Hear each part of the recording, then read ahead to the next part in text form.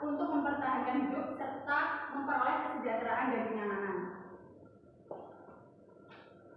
Nah, kebutuhan ini dibagi menjadi 5 macam. Yang pertama berdasarkan intensitasnya, yang kedua ada berdasarkan sifatnya, yang ketiga berdasarkan waktunya, keempat subjek, dan kelima wujud. Saya jelaskan mulai macam yang pertama yaitu kebutuhan menurut intensitasnya. Di sini terbagi menjadi 3 yaitu kebutuhan primer, di mana kebutuhan primer ini yaitu kebutuhan yang harus dipenuhi agar manusia dapat tetap hidup. Contoh, pangan, sandang, dan papan. Dan yang kedua, kebutuhan sekunder. Kebutuhan ini yaitu dipenuhi setelah kebutuhan primer terpenuhi. Jadi sifat dari kebutuhan sekunder ini sifatnya sebagai pelengkap. Contoh misalnya komputer, laptop, HP, TV, pendidikan, dan akses kesehatan. Dan yang ketiga yaitu kebutuhan tersier. Kebutuhan ini dipenuhi apabila kebutuhan primer dan kebutuhan sekunder sudah terpenuhi. Jadi sifatnya kebutuhan primer ini berupa kesenangan atau dicapai untuk meningkatkan status dan juga praktis seseorang. Contohnya misalnya mobil mewah, kapal pesiar, dan villa. Next, kebutuhan menurut sifatnya. Di sini terbagi menjadi 2, yaitu yang pertama kebutuhan jasmani, di mana kebutuhan jasmani ini kebutuhan yang berhubungan dengan fisik atau bisa dilihat ya. Contohnya misalnya olahraga, makan bergizi, dan pakaian. Yang kedua, kebutuhan rohani. Kebutuhan rohani ini hubungannya dengan jiwa seseorang, jiwa dan spiritual seseorang ya. Jadi contohnya misalnya beribadah, hiburan, seni, dan pendidikan. Adapun macam dari kebutuhan yang ketiga yaitu kebutuhan menurut waktunya. Di sini terbagi menjadi 2. Ada kebutuhan sekarang yaitu kebutuhan yang tidak dapat ditunda. Jadi pemenuhan kebutuhan ini harus langsung dilaksanakan saat itu juga. Bisa contoh, jika seseorang sakit, maka orang tersebut perlu berobat. Jadi berobat di sini kebutuhannya harus dilaksanakan, harus dipenuhi. Sedangkan berbeda dengan kebutuhan yang masa yang akan datang. Kebutuhan yang masa yang akan datang ini kebutuhannya dilakukan untuk kemudian hari. Jadi persiapannya kita lakukan hari ini, sedangkan pemenuhannya di kemudian hari. Contoh misal menabung, seperti itu ya. Asuransi kaitannya dengan hal ini. Selanjutnya adalah ada kebutuhan menurut subjek. Di sini terbagi menjadi 2, ada kebutuhan individu dan juga kebutuhan kelompok atau kolektif. Yang pertama kebutuhan individu. Kebutuhan individu ini yang kaitannya dengan masing-masing individu ya.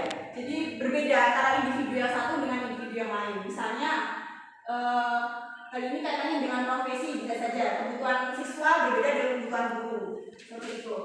Sedangkan kebutuhan kolektif di sini kebutuhan yang dapat dimanfaatkan oleh banyak orang. Misalnya di sini seperti akses umum, jalan raya, rumah sakit, dan juga sekolahan.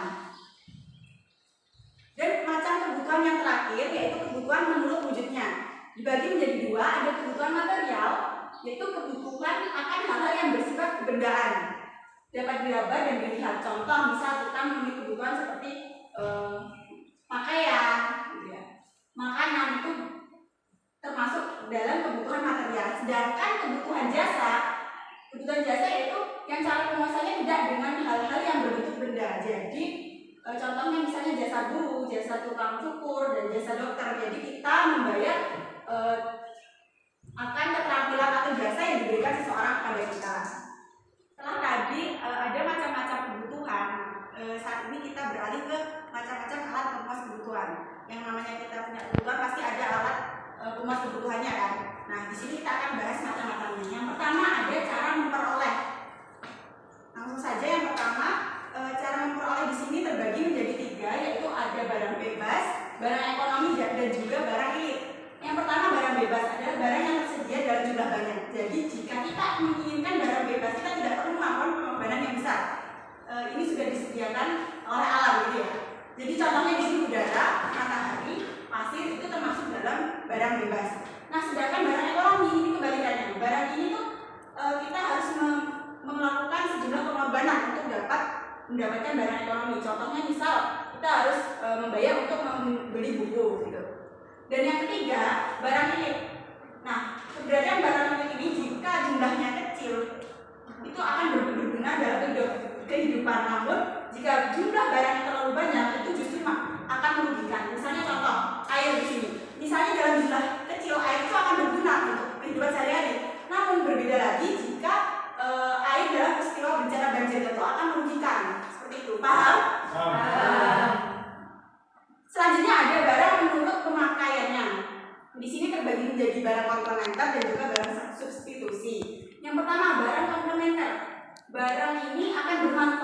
jika digunakan bersama-sama dengan barang lain. Jadi keberadaan barang ini harus disertai dengan barang lain agar dapat berguna bagi manusia. Misalnya contoh ini kompor dengan gas LPG. Kompor tidak akan berguna jika tanpa gas LPG, seperti itu ya.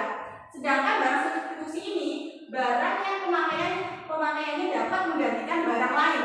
Misalnya contoh di sini kita tadi gas LPG ya. Di sini misalnya gas LPG lagi langka, kita ganti dengan kayu bakar. Nah, fungsi dari kayu bakar ini menggantikan barang yaitu gas LPG. Jadi barang substitusi, gitu ya. Paham? Nah, yang ketiga ada barang menurut pengerjaannya. Di sini ada barang mentah, barang setengah jadi, dan juga barang jadi. Yang pertama dimulai dari barang mentah dulu. Adalah barang yang belum mengalami proses produksi. Jadi barang ini tidak dapat langsung digunakan tanpa melalui proses-proses terlebih dahulu. Misalnya contoh di sini kapas, tebu, dan juga karet. Lalu yang kedua ada barang setengah jadi. Di sini barang setengah jadi adalah barang hasil pengolahan dari bahan mentah. Nah, namun masih belum bisa digunakan untuk kebutuhan manusia. Jadi belum sampai menuju proses akhir dari proses produksi. Contohnya misalnya kain, kayu, gelondongan, dan juga tepung. Dan jenis barang yang ketiga yaitu barang jadi. Nah, barang ini adalah barang siap pakai untuk memenuhi kebutuhan manusia. Contohnya misalnya sepatu, pakaian, dan juga roti. Nah, yang terakhir ada barang menurut bentuknya. Di sini terbagi menjadi dua. Ada barang tetap, yaitu barang yang secara wujud fisik tetap bentuknya dan tidak bergerak. Contoh misalnya gedung, pabrik, bangunan gitu ya. Nah, sedangkan yang kedua ada barang bergerak. Nah, barang bergerak ini adalah barang yang secara wujud fisik tetap bentuknya tetapi dapat berpindah tempat. Contoh misalnya mobil. Jadi itu penjelasan dari Ibu. Untuk mendalami materi yang sudah dibahas, Ibu punya permainan kecil. Tapi sebelumnya tolong Andika bisa dinyalakan lampunya. Nah, ini ada Ibu memegang 6 kertas, di mana yang 3 merupakan soal dan 3-nya lagi jawaban, gitu ya. Nah, jadi nanti Ibu akan membagi kertas ini kepada kalian satu persatu. Nanti yang bagian soal bisa dijelaskan soalnya. Nanti yang jawaban yang sesuai dengan soal yang diberikan ke teman kalian, jadi kalian angkat tangan dulu ya. Baik.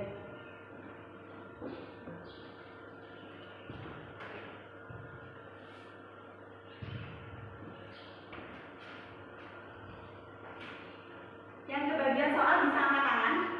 Oke, jadi Novian sama Wahid ya. Novian dulu boleh, soalnya bisa disampaikan. Ya, soalnya kebutuhan menurut sifatnya.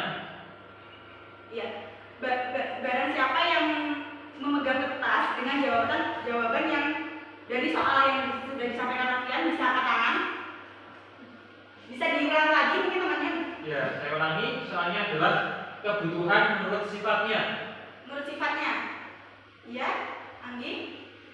Kebutuhan menurut sifatnya itu ada dua. Yang pertama ada kebutuhan jasmani, itu contohnya olahraga, istirahat, makan. Dan yang kedua ada kebutuhan rohani, yaitu rekreasi, beribadah, dan bersosialisasi. Ya, jadi benar sekali. Jadi kebutuhan berdasarkan sifatnya itu ada dibagi menjadi dua, yaitu jasmani dan juga rohani. Baik, Wahid, silakan. Jadi soalnya yaitu kebutuhan menurut subjeknya. Iya.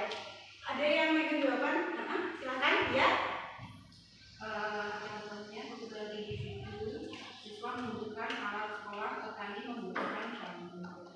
Kalau menurut kelompok itu ada pasar, lapangan olahraga, dan puskesmas. Iya, jadi berdasarkan subjeknya, kebutuhan itu dibagi menjadi dua, ada individu dan juga kelompok. Berhubung tadi teman kalian ada yang nggak masuk, jadi Ibu yang pegang ya. Soalnya barang menurut cara pengerjaannya. Yang kita Barang mentah yaitu pohon di hutan. Untuk barang yang setengah jadi yaitu kayu gelondongan. Tadi yaitu contohnya furnitur. ya benar sekali. Jadi cara pengerjaannya dibagi menjadi tiga, barang mentah, setengah jadi dan juga barang jadi. Ya. Ibu rasa kalian sudah paham betul terkait materi yang sudah disampaikan. Sekian materi hari ini. Nanti tugasnya Ibu sampaikan melalui WA dan dikumpulkan untuk pertemuan selanjutnya ya. Terima kasih, mohon maaf apabila ada salah kata. Sekian, wassalamualaikum warahmatullahi wabarakatuh. Waalaikumsalam.